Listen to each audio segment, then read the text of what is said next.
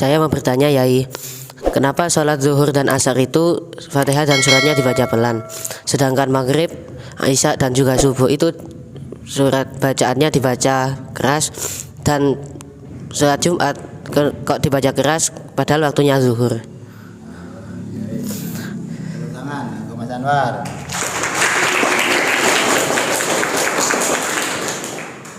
Ini ada pertanyaan. Yang lain dengan pertanyaannya Mas Anwar nyambung ya?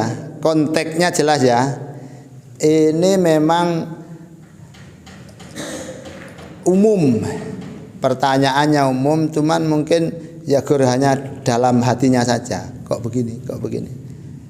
Intinya kenapa sholat zuhur dan asar itu Fatihah dan suratnya dibaca pelan, sedangkan maghrib, isya dan subuh dibaca keras. Jumat apa tadi? Jumat kok dibaca keras, sedangkan waktunya juga waktu zuhur. Lumayan. Begini, semuanya syariat Islam itu tidak boleh lepas daripada tuntunan baik dari Al-Quran sebagai sumber ataupun sunnah Kanjeng Nabi Muhammad, yakni hadis. Nanti ada ijtihad para ulama, setelah diijtihad ada tarjih, setelah tarjih ada fatwa dan seterusnya.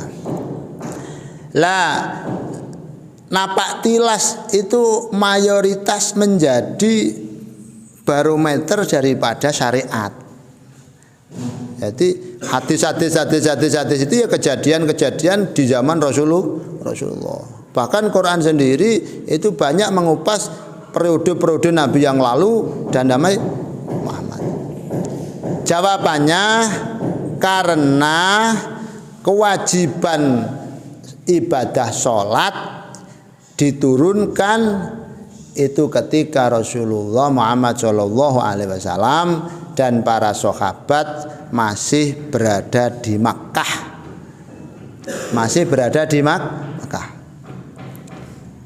Lah bedanya apa? Ya waktu itu Nabi Muhammad dan para sahabat masih kondisinya lemah, sangat lemah, sehingga orang kafir-kafir itu waktu itu kalau mendengar orang baca Quran keras dipisui, dicaci maki, dicemooh, kadang digepui, didoni. Nah, ini akhirnya ada inisiatif ini, kalau begini nanti misui Quran lah padha karo misui Gusti Allah. Sama dengan misui Allah.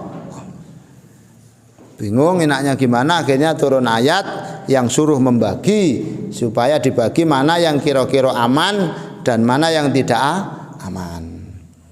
Diteliti, ternyata kalau duhur orang kafir memang sweeping sambil dagang, sambil transaksi, mendengar orang baca Quran baik dengan apa, lebih-lebih ketika sholat dipisui, itu dicaci.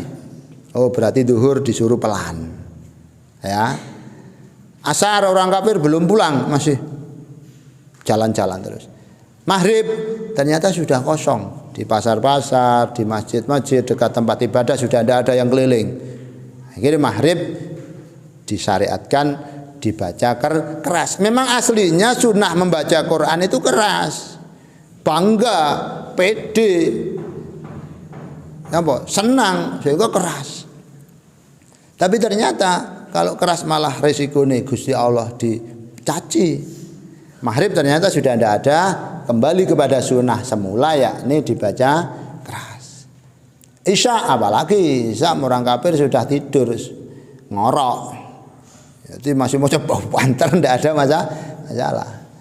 Boconan sak kesel-keselmu tidak ada masalah. Subuh, apa lek subuh berarti kira-kira jawabannya? Apa bang lek subuh? Orang kafir masih tidur. Jadi yang bangkongan ini ya jumlah ya bujala bulahab. Tapi insya Allah Nurul Huda tidak ada si bangkong ya, tidak ada, tertib semua. Lalek subuh orang kafir masih bangkong, belum bangun, akhirnya baca keras tidak apa-apa. Intinya baca Quran itu sebenarnya sunnah, awalnya sunnah dibaca keras, tapi karena kondisi dan keadaan maka dibaca pelan sehingga menjadi tuntunan syariat. Loh, Jumat itu kan duhur, Jumat kan siang, kok dibaca keras?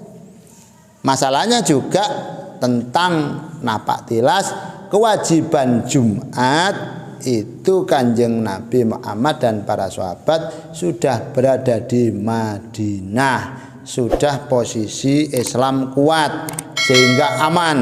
Jok maneh misui ngojlok kae tempeling mbek wong Islam.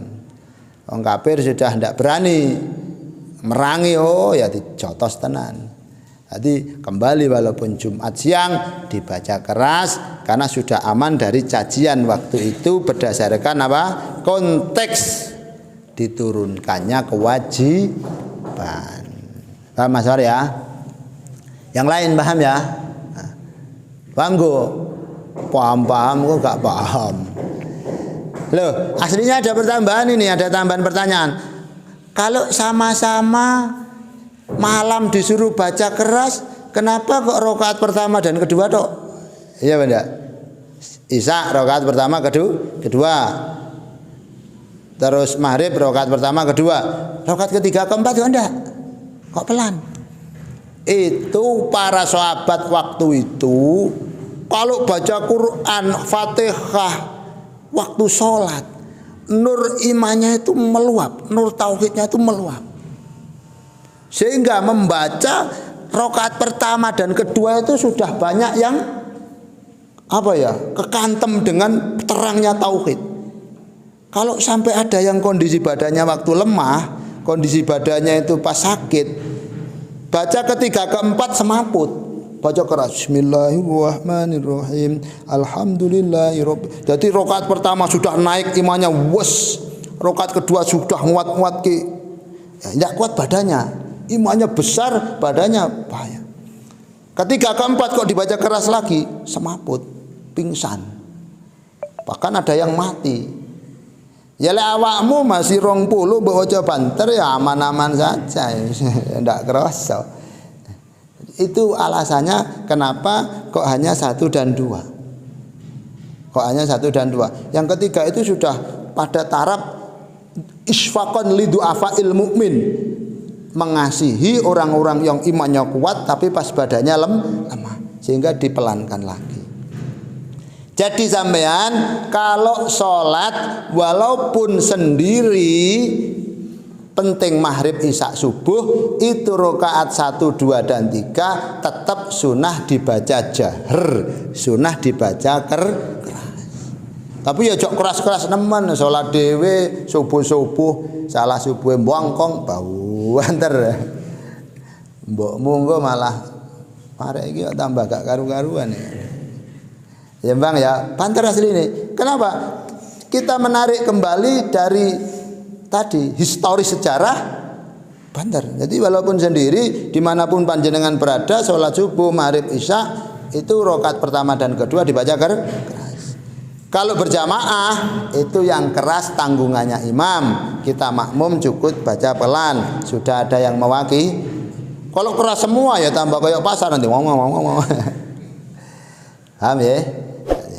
Itu mungkin bisa dibuat untuk ilmu ya, nanti sampean kalau di masyarakat tiba gitu. Sekian, assalamualaikum warahmatullahi wabarakatuh.